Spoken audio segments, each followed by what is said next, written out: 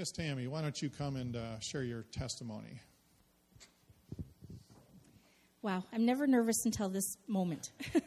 2 years ago, our son Logan was diagnosed with epilepsy. So we went through quite a few episodes of seizures. We took him to a neurologist, and he was placed on medication that really did work. He didn't have any seizures while on the medication.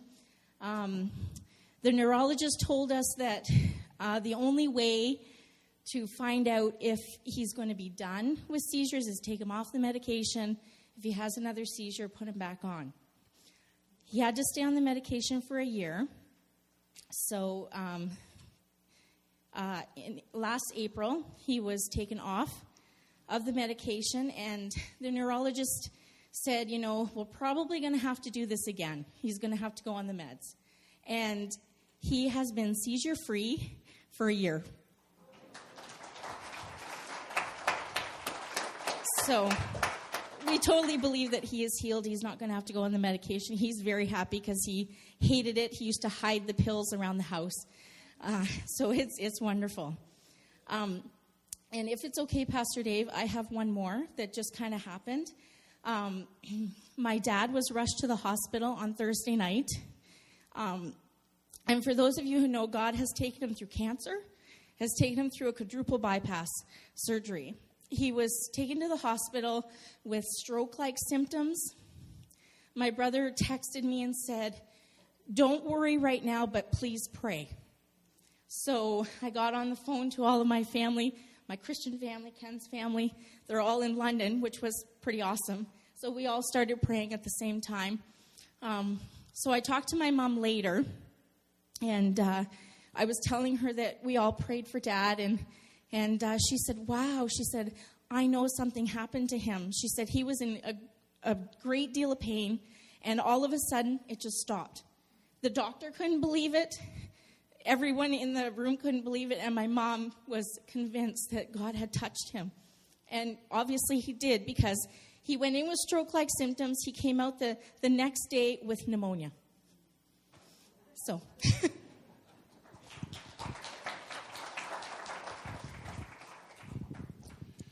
Amen. Well, it gives me a great privilege to introduce my wife this morning, who is terrified, but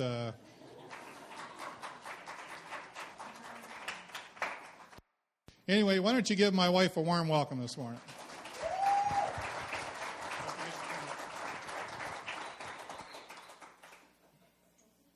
Good morning. Happy Mother's Day. Oh, now I can hear my voice. I just realized there, I'm like, oh, I think I'm nervous. And I'm like, no, I forgot to eat breakfast. That's why my stomach's upset. Today's a great day of honoring mothers. And I know we've already prayed, but if you're a mother or grandmother, aunt, or any other special woman, we honor you today. We just honor you. It's a great day to set aside.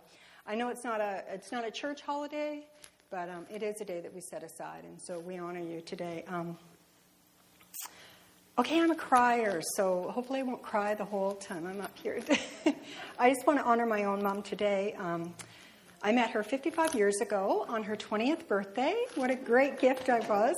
And it was love at first sight, and she's always been there for me and loved me and taught me well. And honestly, I believe her greatest accomplishment is introducing me to Christ when I was a young girl. And second of all, I've got my mother-in-law here, too. It's pretty nice to be able to come to church every week with your mom and your mother-in-law. And thank you for always loving me and treating me like I was your very own daughter. Both these women have really taught me well the importance of putting Christ first in my life, and has always encouraged Dave and I to just love other people.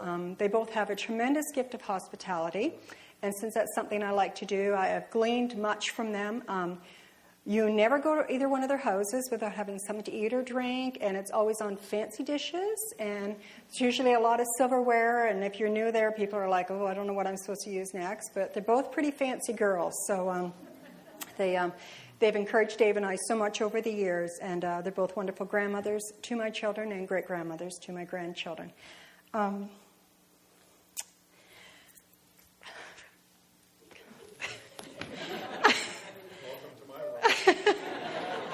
to my daughter, Rachel,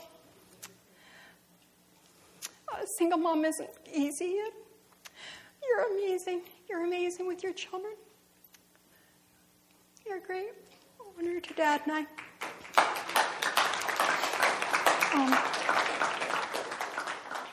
And to the women in this house. I was 9 years old when I started coming to this church, and I am a true product of being loved. Being loved by this congregation. There's many of you that maybe taught me Sunday school, or maybe was a camp counselor, or, just was someone that I could go to on Sundays, and thank you. I truly have been loved.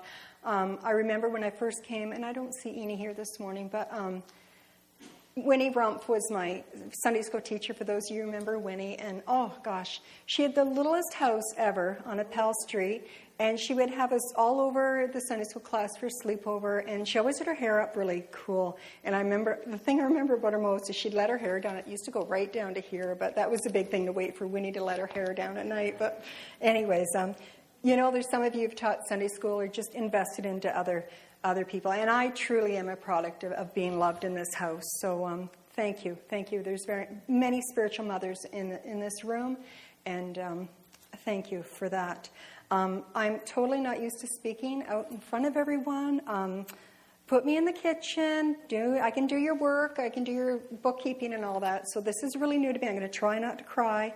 I've done a lot of cooking classes here. My one son said to me, Mom, just get a kitchen island and bake a cake while you're up there. So I thought I could have done that. The last time I did a speech, I was in grade 8, and I never liked that part of school either, the getting up in front of talking. And I did it on the Roaring 20s, I remember, and I learned how to do the Charleston. So I could break out into that any minute too. But anyways, my journey to motherhood started 39 years ago when I received this card. I'm not a junker. I don't want you to think, oh, she's kept everything.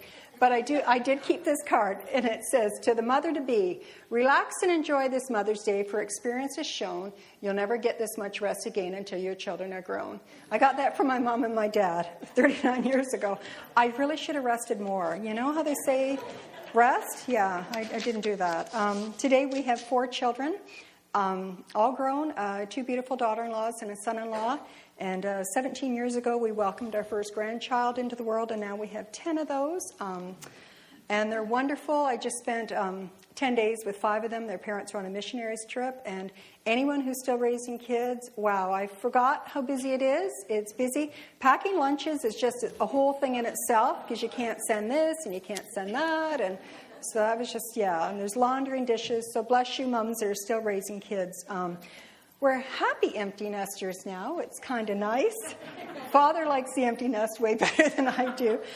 When the first one left, I cried for a few days. And when the last one left, I cried for a few months. But we've adjusted, and we like having the house to ourselves now. So at the beginning of the year, I was doing my devotions, and I came across, the one for the day was on what will matter in 50 years? It won't matter in 50 years. And sort of the context of it was, when someone looks at you the wrong way, or, someone just doesn't talk to you right or whatever, and we get all, And the context was just shrug it off, because that's not going to matter in 50 years. It's not going to matter in 100 years, whether someone looked at you the wrong way or not. And I thought, but what will matter? What will matter? It doesn't matter the color of my dress or what I wore. Actually, it did matter what I wore today, because I had to have something for this to hook on. So usually it doesn't matter what I wear, but today it did. It won't matter the size of my backyard. It won't matter what I had for lunch today, but what will matter. And I pondered it for that day. I remember that. It was in the wintertime. And I thought, the next generation, that's what's going to matter. That's what's going to matter. When I'm gone in 50 years and I'm gone in 100 years, what I've left behind is going to matter. So if you could turn with me to Psalm 127.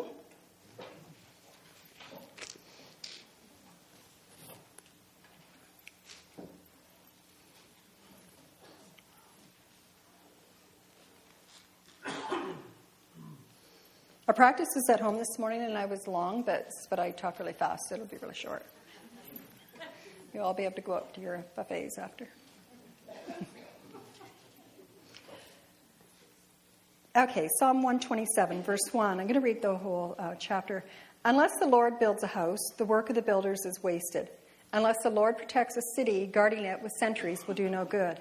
It is useless for you to work so hard from early morning until late at night. anxiously waiting for food to eat, for God gives rest to his loved ones. Children are a gift from the Lord, they are reward from him. Children born to a young man are like arrows in a warrior's hands. How joyful is the man whose quiver is full of them. He will not be put to shame when he confronts his accusers at the city gates.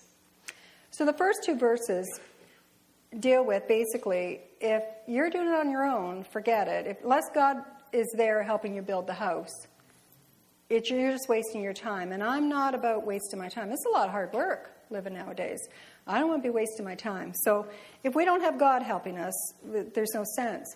Verse 3 says, children are a gift from the Lord, their reward from him. Some of your Bibles may say they're a heritage of the Lord. And, I've seen that on plaques in people's houses. And, we quite often when a baby's born, we'll give a card and we'll quote that scripture, children are a heritage from the Lord. And that's so true. It's such a great, great verse. Now let's look at verse 4. It says, children born to a young man are like arrows in a warrior's hand. Children are weapons. Can you imagine if someone had a new baby and we gave them a card and we have this warrior with paint on and says, your child's a weapon, like, this beautiful new baby. And yet, that's what God says. He says our children are weapons in a warrior's hand. It's exactly what God's saying. So, we've got a little demonstration. I like to demonstrate. So, I have some arrows and I have a bow. And I'm not going to shoot anyone. My son-in-law sent me a message. I went over to, this is my grandson's bow and arrow. And I went over yesterday to get it. And then this morning he sends me a text, Happy Mother's Day, Mom. And he says, don't kill anyone today. I'm like, I'm not going to shoot it. So, I don't know how I'm going to do it. It's heavy. I'll just have to bend down and get it when I need it. Okay, so we have an arrow. I'm going to take this one. And so this is like a child. Okay, so we look at it. So I've done some research. I'm not like Miss Know Nothing. I was a week ago, but I have done some research on this, okay? So I asked my son-in-law, and I researched a little bit, and I asked a few other people. So this is the spine or the shaft, okay? So that's that part. If you already know this, great. Has anyone ever shot an arrow in here? Oh, you have? Oh, cool. Oh, Faith. You have, back there. Then this, do you know what this part is called? This is a fletching, and people that do this are called fletchers. So there you go, back there. The fletchers are back there. So the arrow, the spine, some of them are bendy, but you kind of, the straighter it is, the best it is. The feathers back here are called the fletching. And this little thing back here, there's a little thing there, and it's called the knock. And then, of course, this is the arrowhead. So how does this line up with a child? So when I look at this, I kind of was studying it and looking at it, and I thought, this part here connects everything else. So I'm going to call this the identity of the child. This is the identity of the child, the main part. And if this isn't made right, it's not going to fly right. Am I doing something? I feel. Somebody's getting a text. Oh, someone's getting a text. Turn your phone off. Okay. And then the feathers back here, the fletching, the feathers, they determine, I really didn't like this one when I picked it up because it's been used. Like, hi, it's not very furry, but anyways, I kind of wanted a prettier one. So these actually help the arrow fly. And so if we look at our children, this could be their character. This could be the uniqueness. Now, I've got another arrow here, and it looks a little bit different. And I looked online, and there's some arrows with... If it was my arrow, I'd have lots. It'd be really pretty. But anyways, these are my grandsons, so this is his arrows. So that kind of helps the flight of the arrow. So if it wasn't there, it might, twirl around. So this helps it do its thing. This knock thing here is a little indentation, and it actually goes... I'm totally not going to shoot this. It's going to go in the back here of the bow. I think it's this part. And when you extend it, that's what extends and makes it fly. So this does connect to the bow at some point. And then we have the point of the arrow. And we have to have the point, or there's no point, right? So that's a pun. I'm not usually a pun person. But so we have the point of the arrow. And that, I'm going to say, is your child's purpose, your child's assignment. So we've got your child, giftings, and assignment. Now, that's great. We have an arrow, but we need to have a bow. And so this bow here, I'm just going to show you a little bit what I learned. You pull it back, and I'm told not to just let it go or I'll wreck my hand. So anyway, so we have the bow. So the arrow would, when I pulled back, the arrow would have gone in there and I would have shot it. But what else do we need? Oh, we need a target. We can't just be flying it around anywhere. We have to have a target. So if there's nothing to hit, if we were all just here just shooting arrows around, we would never hit anything. We wouldn't hit our target, so we have to aim for something. So now this I also know this is an offensive weapon. And I know a little bit about defense and offense. My husband played hockey, played defense, so I sort of know the defense thing. Because when they score, they blame that guy, not the goalie, right? They blame the defense guy because he wasn't defending, okay? So I thought about I thought like a shield. A shield is a defensive weapon. A shield, you don't usually go hit anyone with a shield. You protect yourself. And then I thought of a spear. You have a spear, and a spear is kind of both because you can jab someone, but you also can protect yourself. This is not defensive at all. This is offensive. There's nothing like I'm not going to be able to hide behind this or do this to too many people. They're going to get at me. So this clearly is got to leave my hand. I can't keep this. It's offensive. It's going to go and do its job. So this is meant to be released and to be let go. So the Bible said that blessed is the man whose quiver is full of them. Well, it's no good just staying there either, right? You got to shoot them out. So they have to be released. And once the warrior or the hunter releases it, there's nothing more I can do with it. It's offensive. It's left my hand. It's doing its job. So I want you to turn to the book of Esther with me. There's many accounts in the Bible about people who were used to cause damage to the enemy and who hit their target. And this morning I just want to look for a little bit in the book of Esther.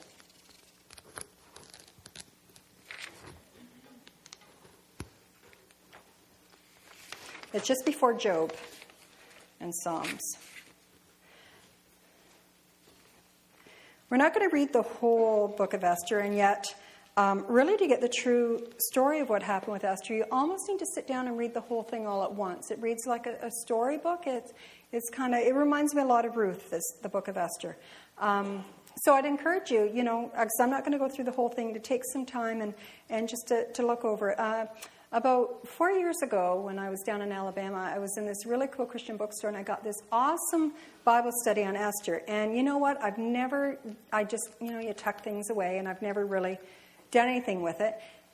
And I pulled it out a couple of months ago and was starting to go through it. And I like the book of Esther. I remember when I taught Sunday school to the teen class, I did a unit on Esther, and it was quite fascinating. So let's just set the stage. So in chapter 1, we have a king, and his name is Xerxes.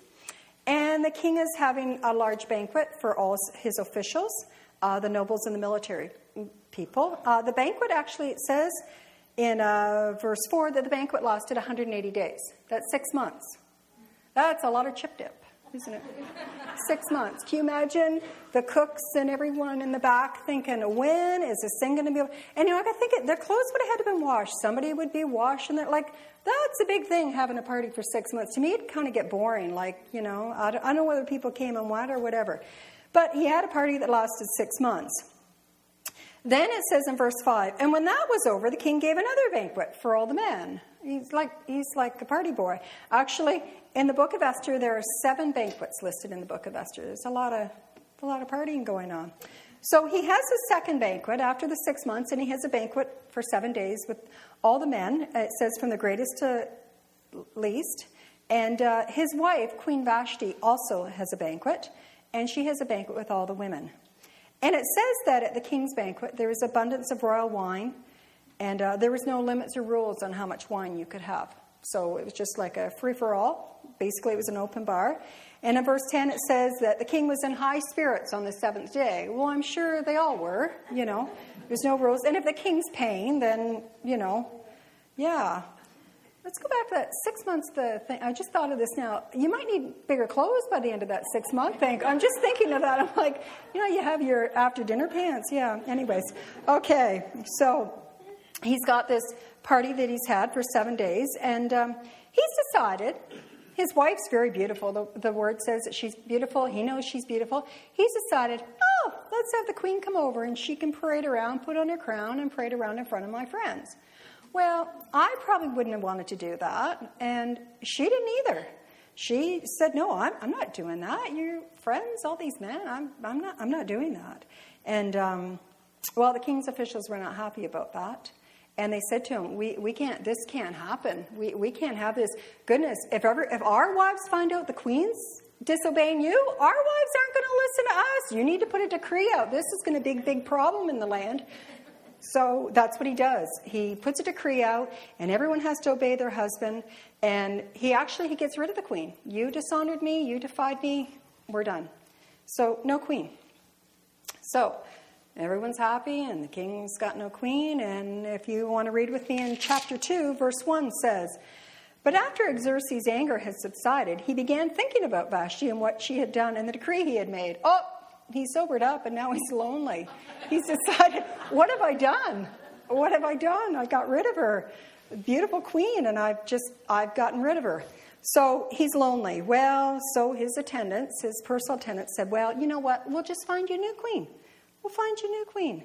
So I'm just going to read verses 2 to 4 there. It says, so his personal attendants suggested, let us search the empire to find beautiful young virgins for the king.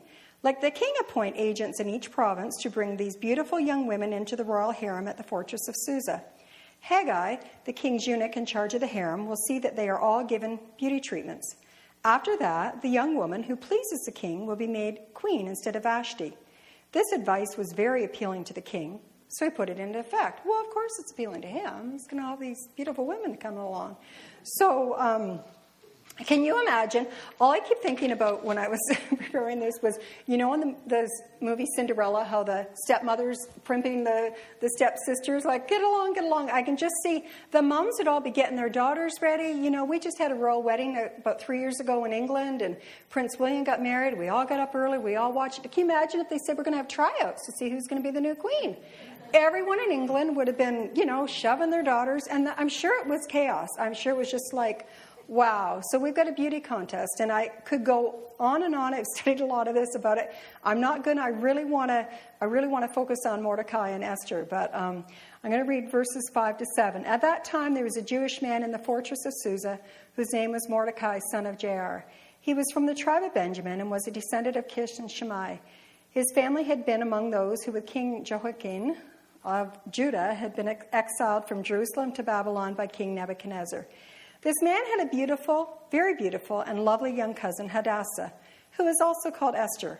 When her father and mother died, Mordecai adopted her into his family and raised her as his own daughter. I could stop at verse 7, and that's basically where I've stopped in my book. Verse 7 just gets me. He took her in. It doesn't say in the word that he had a wife. It doesn't say that he was a bachelor. It doesn't say that him and his wife had 5 sons and finally they could have a little girl in their life. It doesn't say that he had 20 kids and what was one more to feed. And I kind of like that it doesn't say that. I like that I can put myself in that position. It's just, I don't know, it doesn't say. And he adopted her. Her parents died and he adopted her. He raised her as his own daughter. Adoption, that's huge. That's bigger than going over and babysitting your grandkids for a night. That's bigger than going over for a week and, having someone's kids. That's huge. And I searched and I can't find anything on his family. There's nothing that I can find. So he's taken in another mouth to feed. If he was a bachelor, he's got to learn how to do all that. Another person to clothe. It would have cost him. But it says that he raised her as his own. Everything his own children or anything that he had, she was entitled to. Esther was raised by Mordecai. He knew her well. He raised her from a baby. It wasn't like he got a 4-year-old. He got a baby. And her name was Hadassah, which is her Jewish name, but she went by Esther. And, so the story goes so that to hide her identity. So that's verse 7. He takes her in his own. Verse 8 says, as a result of the king's decree, Esther, along with many other young women, was brought to the king's harem at the fortress of Susa and placed in Haggai's care. Okay, so in between verse 7 and verse 8, Mordecai's decided, we're going to take Esther. I don't think he was trying to get rid of her. I think he knew. It doesn't say at least in my Bible, there's nothing in between 7 and 8 there. But it doesn't say he inquired of the Lord. But he was a Jewish man who loved God. And I believe he did inquire of the Lord. He inquired of the Lord, and he was going to take her. He trained her well.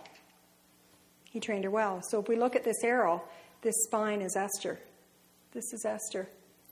And everything that she had, all the character, was in these feathers here. This is her character. She was beautiful. That made her unique.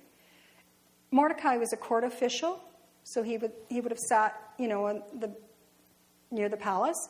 He would have seen all those mothers all dragging in their daughters, I just got a picture of that. And he would have seen people going in, and he would have known that Esther was up to the task. He trained her. He trained her well. He would have known a uniqueness. He would have known that I'm not just going to send her there. I'm lost my spot now. Oh, I don't think he was worried about it either. I think he had a word from the Lord. You see, these young girls, when they were taken in, they would have a whole year of preparation, and they had one night with the king. If the king didn't approve of them, then they were sent to the house of concubines. They were no longer virgins. They were not eligible to be married or have children ever again. It was a huge risk. It was a huge risk. So I don't think that he raised someone from an infant to just, we'll see if that works for you, get you out of the house. I think he had a word from the God, and he knew. He knew. Verse 8 and 9 says that, or verse 9, Haggai, he was in charge of the harem. He said Haggai was very impressed with Esther and treated her kindly. He quickly ordered a special menu for her and provided her with beauty treatments. He also assigned her 7 maids, specially chosen from the king's palace, and he moved her and her maids into the best place in the harem. She received favor instantly as soon as she walked in. I think that speaks of her character. He was a eunuch. There was nothing sensual about that. She just impressed him by her character. You can't turn on politeness. You've been there for a year. Goodness. Rachel and I, we used to watch, when you lived at home, remember we watched America's Next Top Model? Goodness, you weren't 5 minutes into that show when they were all catfighting and everything. And any of those shows where people, I don't watch The Bachelor, but I know the premise of it. He's looking for some girl. I'm sure that they're all getting... I think that Esther had a lot of composure. I think that she had a lot of good training. She won favor instantly. Instantly she won favor with Haggai. And I think that speaks of her training and her character that Mordecai built into her. Because personalities would have to rise. So no one there knew that Esther was a Jewish girl. Her name was changed to Esther. Verse 10 says, Esther had not told anyone of her nationality and family background because Mordecai had directed her not to do so. She listened to him. He had trained her well. She listened to him. And we see the relationship that they have. He invested into her so much that she listened to him. So I'm going to get my bow here, and I'm not going to hold it for long. But if I've got my arrow, which way am I holding it? This way. I believe that right now in our story, that Esther's sitting right in that knock. She's sitting right there. She's been prepared. Are you laughing at me, Ola? Or he's laughing at me. He thinks I'm going to shoot. Not going to shoot you, buddy. Oh, shoot over there. So I believe that Esther is sitting right in that knock right now. I believe that that's where we are in the story.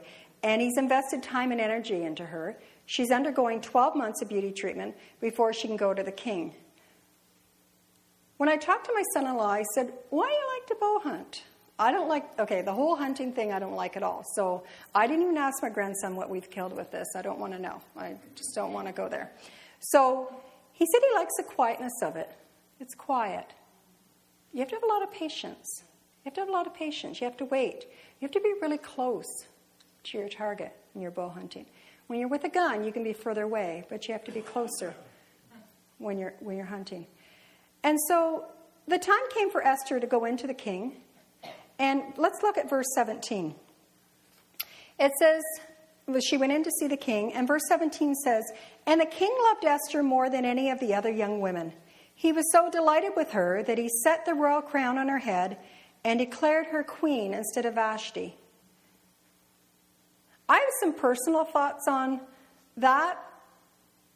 I don't think that anything was consummated. I think that she upheld who she was. I think he saw who she was, and I think he instantly knew, this is the queen I want. That's just my personal feelings on that. But the little orphan girl, she's now won the favor of the king. And he does give another banquet, too. He has another banquet. And the closeness of all this, I love that Mordecai we're going to go a step a little bit ahead now. And Mordecai was in the know. He was a court official, so he was hanging out. He would have heard things. So now Esther's a queen. He doesn't really get to go in and see her anymore. She's not living in his home. She's up in the palace. And he would have seen everything that went on. And I kind of think that, they all talk, right? They didn't have any, no one was texting or any phone call or anything. Everything would go by word of mouth. So he would have heard everything that was going on. And so in chapter 3, we get some time later, Mordecai gets into a tangle with the king's chief noble because he wants him to kneel to him. He realizes he's a Jew, and so he wants him to kneel to him. And this official's name is Haman, and Haman finds out he's a Jew, and well, he's an official. He's going to get this all taken care of. And so he decides he wants to kill Mordecai, but not only Mordecai, he wants to kill all the Jewish people. He wants to kill everyone that he's with. So many of you know this story, and that's Esther's people. Her whole nation, her entire nation is about to be destroyed. And in chapter 4, we see that Mordecai is distraught. He goes into mourning. He's wearing his sackcloth and ashes. He's in mourning. And Queen Esther, she would have heard of this, and she sent word to Mordecai. Now, if you read that carefully, they don't actually get to see each other. They send, messages back and forth to one another. And even though she's a queen, she remembers where she came from. She doesn't forget. She could have easily went, well, that was then, this is now. But she remembers where she came from. She's had good training. And I believe she's not yet been shot. Some of us may think, well, she's queen, she's hit her target. That wasn't her purpose. And chapter 4, we'll just skip ahead here. I want to read verse 13 and 14. It says, Mordecai sent this reply to Esther. This is when they've been talking back and forth. And he's basically saying, you got to do something, Esther. Don't think for a moment that because you're in the palace, you will escape when all the other Jews are killed. If you keep quiet at a time like this, deliverance and relief for the Jews will arise from some other place. But you and your relatives will die. Who knows if perhaps you were made queen for such a time as this? And many of you have heard that verse, for such a time as this. And I believe that's our target, for such a time as this. This is the target's in sight. The arrow's being pulled back. I'm not going to put my arrow in. And it's almost ready to shoot. For such a time as this. That's why she was born. That's why she was raised. That's why she was made queen. For such a time as this. There's a whole nation that's going to be destroyed, and she's got the answer. And I thought we can apply this to ourselves today. We're all here. It's 2014. God has a calling for each one of us. And sometimes we hear someone get a word, and we're like, oh, man, they got such a good word. They've got such a huge calling. Or we hear someone say, oh, did you hear that word? They've got such a huge calling. You know what? We've all got huge callings. We've all got huge callings. They all look different, but every one of us, there's no one that's got a higher calling than anyone else. Yeah, Esther may have been the queen. She looks like, wow, look at her calling. Mordecai had a calling. Everyone else that was involved in her life had a calling. And so we're all here for such a time as this. No one's more important than anyone else. Let's go back to Esther. She recognizes it's the time. She's been trained. She knows. She recognizes at the time, and for the real reason for being in the kingdom is being revealed. There's the people that are about to perish. Her people are about to perish, and someone has to intervene. So she sends word to Mordecai to get everyone to fast and pray for her for 3 days. And verse 15 and 16 of that same chapter, chapter 4, it says, Then Esther sent this reply to Mordecai, Go and gather together all the Jews of Susa and fast for me. Do not eat or drink for 3 days, night or day. My maids and I will do the same. And then, though it is against the law, I will go in to see the king. If I must die, I must die. You see, it wasn't easy for her it's not like a relationship now where I just tell my husband and we can just talk. It was different there, you know. She couldn't just go in and just have a conversation with him. She had to make an appointment. She had to be granted that she could talk to the king. Because she needed some prayer because she was going to ask him a pretty big thing. He'd put a decree out to kill the Jewish people. And I don't think those decrees used to be pulled back. It's like, you know, when a referee makes a call, I don't usually pull those things back because then they look like they're waffling a bit. So she's going to have to go and ask him to change a decree. So we see in chapters 5 to 8 that she does go into the king. She makes her plea to him, and she wins his favor. And through a series of events, he changes that decree. There actually was a plot to kill Mordecai, and it got reversed, and Haman, the official that wanted to kill Mordecai, he's killed. And some very interesting things happen. And I would encourage you to go home and to read the book of Esther. It's quite good. And in chapter 8, the king grants Esther her request, and the Jewish people are saved. Mordecai's made prime minister of this too. And he was honored by the king. He was honored. You see, this book's called Esther, but I really think that the book could be called Mordecai. I think he's just as important in the story. It was his investment. He was a key in her life. He's the one who made her who she was. He trained her in the way of the Lord. He intervened when she was an orphan, and he took her in. In asking about arrows, I did make some discoveries. And like I said to you, it's peaceful to shoot with an arrow.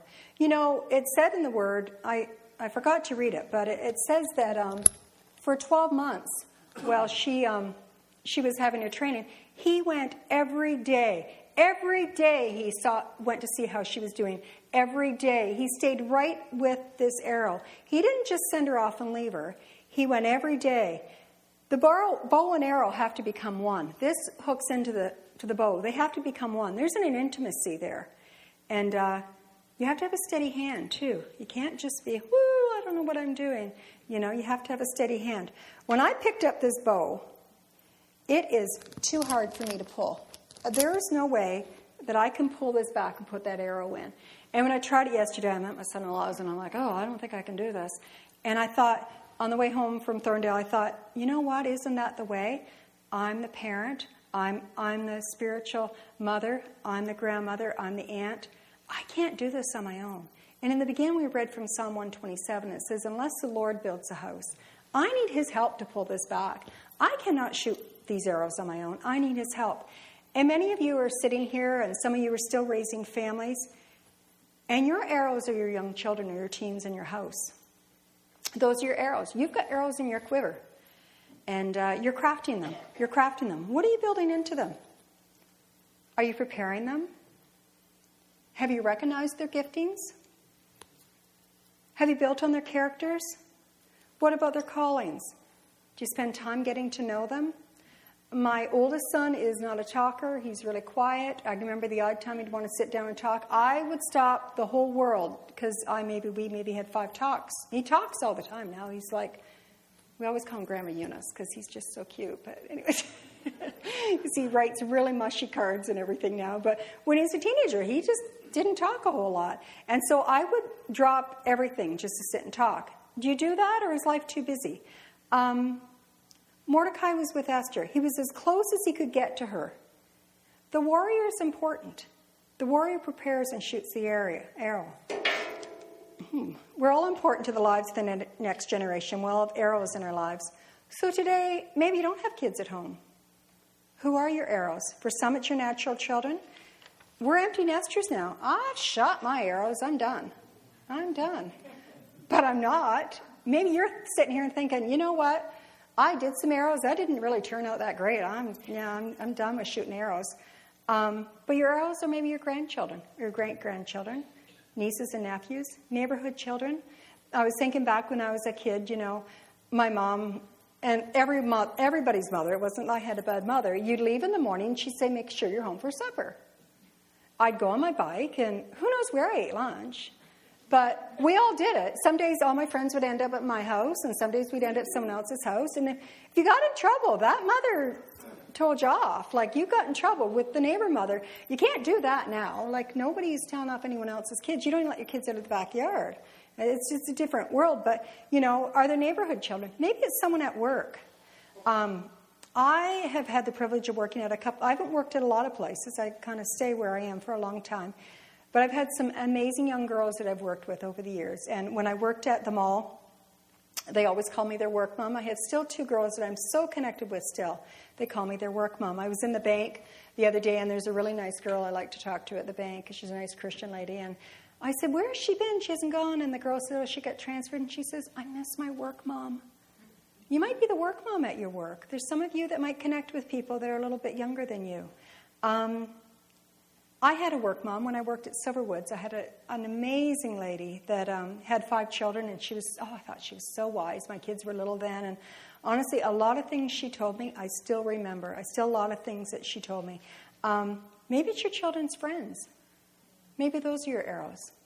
My kids used to bring friends home from school, and we would sit and talk, and I've had many opportunities to have young girls in our home when we were doing youth.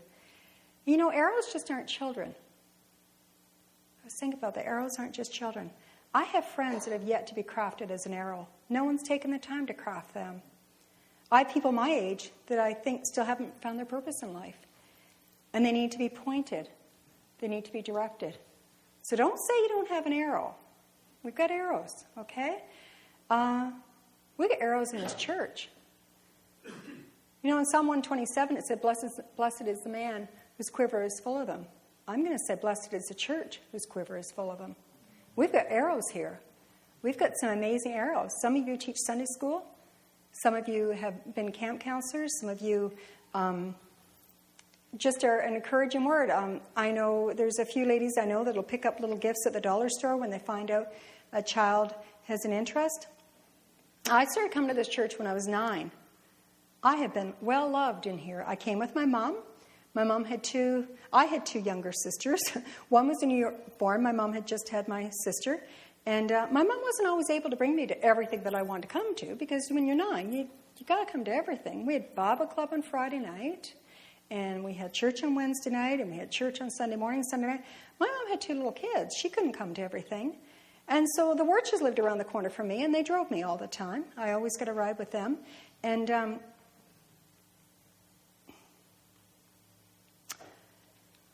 I had a very close friend, Uncle Bob's daughter, Mary Lee. I spent lots of time at your house. Mary Lee and I would go back and forth. We're 11 days apart. I'm older. She tells me that. We were inseparable. A lot of Sunday afternoons, we'd go to your cottage. Not your cottage, but the cottage you took care of. We'd go there. Lots of sleepovers. Uncle Bob's old house, before he renovated, everyone slept, the 3 girls slept upstairs. And I'll never forget, you were the sweetest, kindest man, but I'll never forget, we were crazy one night, and you came up there and you yelled, I'm like, oh! But I had a lot of good times. You and Aunt Phil were very good to take me in. And I was an arrow that people helped to craft. Sometimes after church, when the Wirches would drive me home, they would get invited over to the Kelseys after church for lunch. That's what Eunice calls it, lunch. We like lunch because it's always yummy stuff. And we'd have cheese buns, and we still like to have cheese buns, don't we? Hey, Rach? Cheese buns are a favorite. But they included me. I was always included. I felt loved and nurtured. And, I had a great mom. It's not that I came from a bad family. I had a great mom. But just other people just help enhance that. And I see that today here. I see people giving people rides to church. I see young people included, and I know Amy and Serena are in the nursery. But when Amy's not here, Serena doesn't know what to do with herself. She doesn't know where to sit, does she? She's like, I don't know where to sit. Amy's not here. And Amy's taking up that task of being a spiritual mom. And Serena's got a family. She's got a family. But you know what? We all can enhance little things. About a year ago, I heard about a little girl in our church. She loved to bake. Well, I love to bake. And we had Anita coming for the weekend, and we were doing a ladies' breakfast. And I thought, well, I should have her over. So I enlisted her to come over and make muffins at my house. We had to make 4 dozen muffins. And honestly, she kept the thing going. All I did was clean up dishes and everything. She made them all herself. And we had 4 dozen great amazing muffins. Oh, and she's 8 years old. She was 8 years old when she did this. But she's got a gift. She's got a tremendous gift. And then this year when we had the minister's dinner just this past April, I asked her to help me again. She loves doing it. And I'm like, whoa, come on over. And we made 5 9x13 trays of dessert. And I have a common interest with her. I'm not her mom. She's got a mom. But I found a common interest. We both love baking. I don't know what that means. I don't know if I'm crafting her, helping her to be Canada's next top chef. I don't know. But I see the gift of hospitality springing up in her. I see that springing up, and I want to enhance that. Years ago, we had a couple ladies, Peggy and Marilyn, that ran socials here, and they recognized that in me. They invested into me. I already said that my mom's a hospitality plus, but it's kind of nice to hear other ideas from other people too, and they invested into me. So don't think just because you don't have children that you're in your house that you're done. You're not. This house is full of arrows. There's lots of opportunity for you to bless the next generation, because that's what it's about. In 50 years, I'm not going to be here. In 100 years, none of us are probably going to be here. None of us. But what will be here? It'll be the next generation, and whether they've hit their target, whether we've helped them hit that target.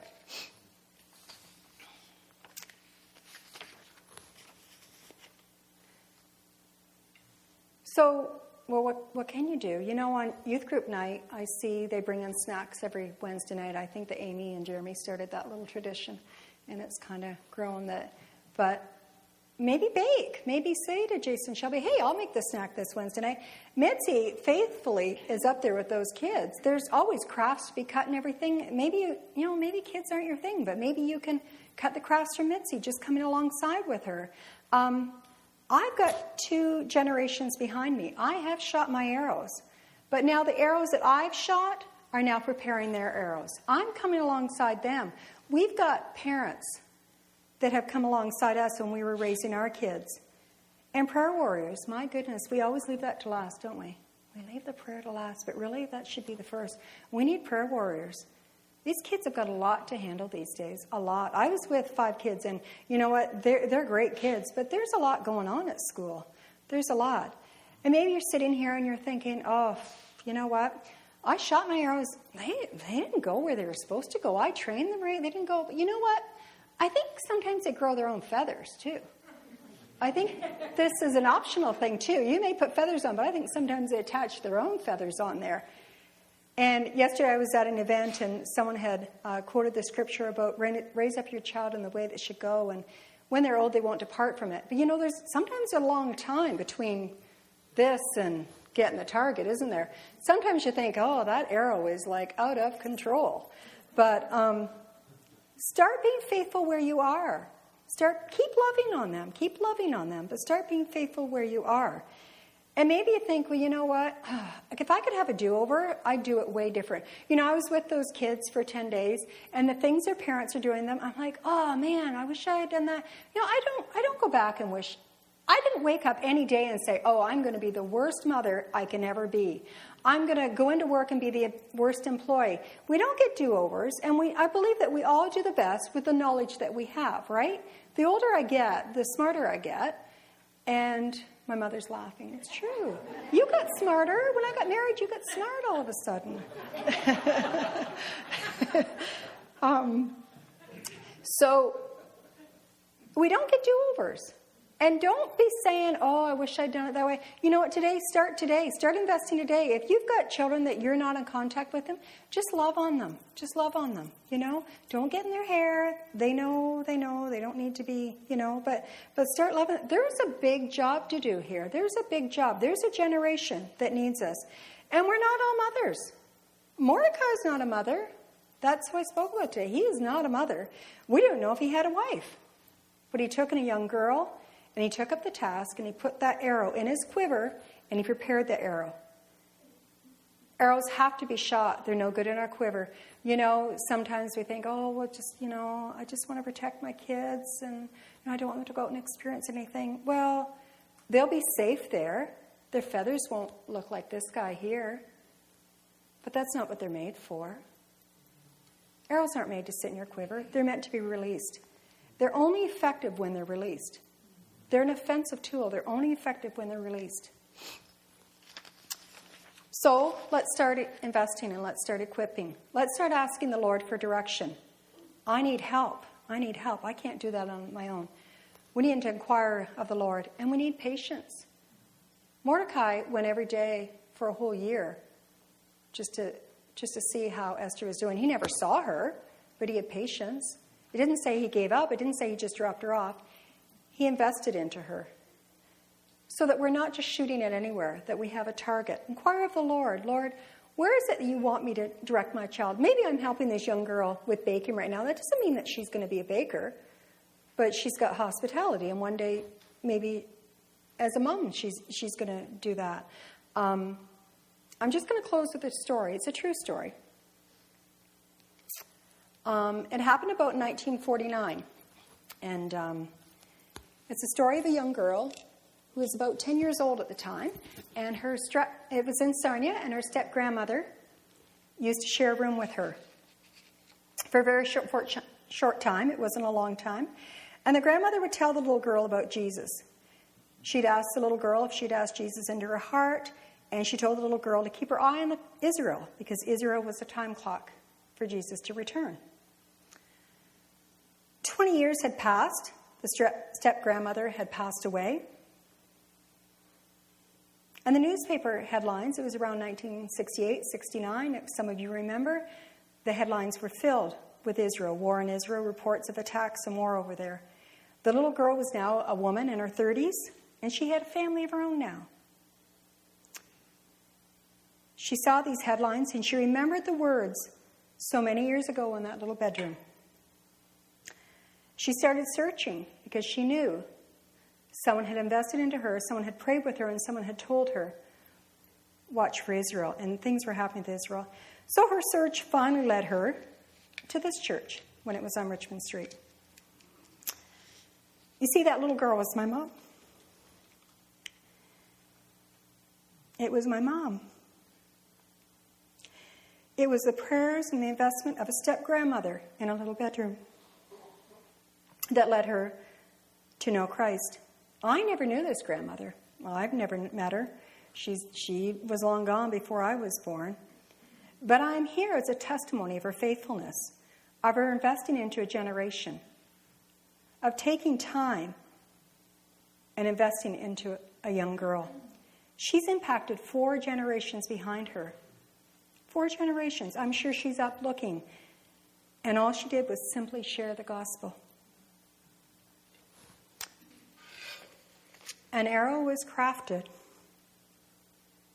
and the arrow was released. So when we think about our arrows, let's aim with purpose. Let's aim with purpose.